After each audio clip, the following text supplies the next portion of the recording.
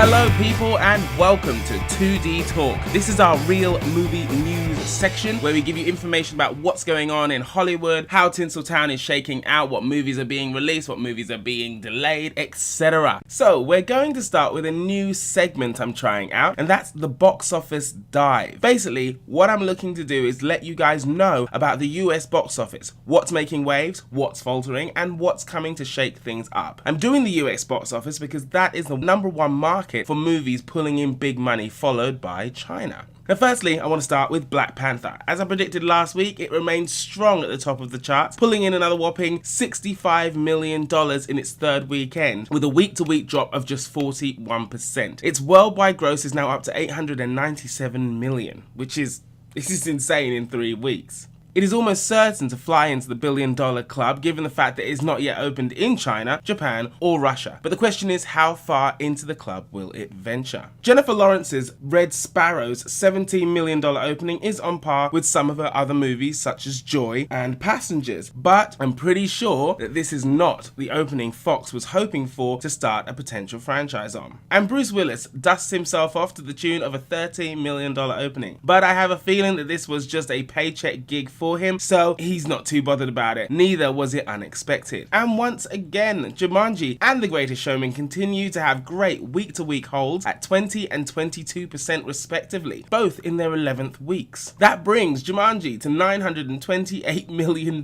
worldwide. Can you believe that it's knocking on the door of the billion-dollar club? I bet that Dwayne Johnson and Sony had no idea it was going to do this well. And the UK clearly need cheering up with the dismal weather that we are having here at the moment, as The Greatest Showman's revenue has rose from week to week over the last couple of weeks. I believe this is due to the overwhelming amount of sing-along screenings that have been added in the recent weeks. And outside of the US, we here in the UK have helped this movie the most in the box office with a whopping £45 million.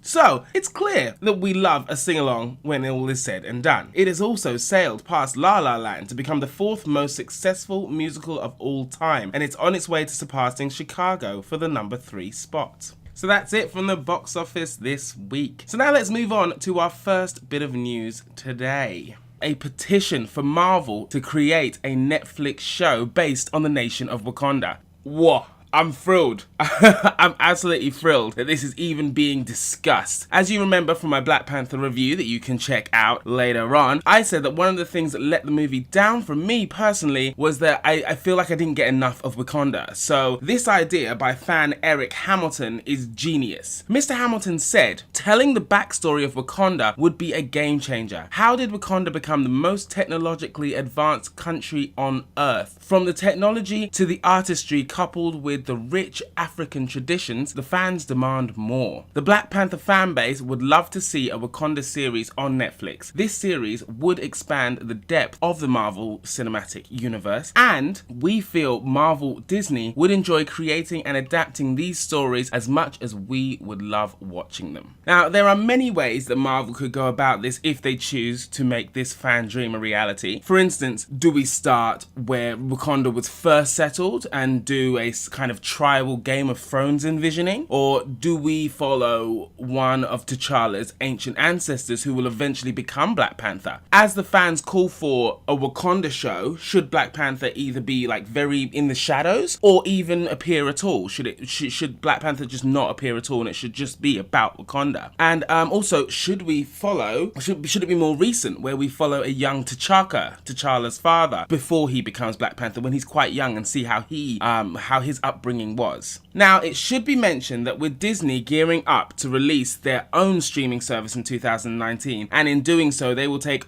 all of their content that they currently lease to Netflix away from them, and possibly even their collaborative work such as Daredevil, Jessica Jones and so on. Is Eric Hamilton petitioning the right people? But then again, the House of Mouse hears all, doesn't it? I for one have already signed up to the petition, and you can do the same in the links below. Tell me, what do you think about this particular thing? Comment below and put down whatever you think, how you think it should start, what the concept should be of the show, whether you're interested in Wakanda like I am. Please comment below and let us know. And our final bit of news is about Ready Player One's Key Hunt. Ready Player One is Steven Spielberg's latest upcoming movie, and it's being released in about a month. So Warner Brothers has started active marketing with a competition. There are 3 keys to be won: the Copper Key, the Jade, and the Crystal Key. You enter into a leadership sweepstakes, type in your name and email address, and you're in. You can do this every single day. The more you enter, the greater chance you have of winning. There are also 4 additional ways to earn entries by sharing selected trailers and posters on Twitter. The prizes are as followed. The Copper Key: enjoy free movies on the big screen until 2045. That will be announced on the 19th of the 3rd. The Jade Key: codes to 27 years of Spotify Premium. That'll be announced on the 21st of the 3rd. And finally, the Crystal Key: win free taxi travel until 2045. That'll be announced on the 26th of the 3rd. The competition ends on March 12th. A teaser trailer has also been released in conjunction with the competition. Ready Player One is set in the year 2045 in a world on the brink of collapse. The Oasis, a highly immersive virtual universe, is where people of the beleaguered world seek refuge, as within this world they can do anything, go anywhere, and be anyone they want. When the creator of the world dies, he leaves his massive fortune and complete control of the Oasis to the first person who can gather 3 keys and gain access to a literal digital egg. So that's it, guys, from 2DTalk's Real Movie News. Please like, share, subscribe, join us on Facebook, Twitter, and on Instagram. Please check out our other videos that we have available, and also we've got a trailer reaction to the new Mary Poppins Returns starring Emily Blunt. Please check that out. Take care, guys. See you later. Bye bye.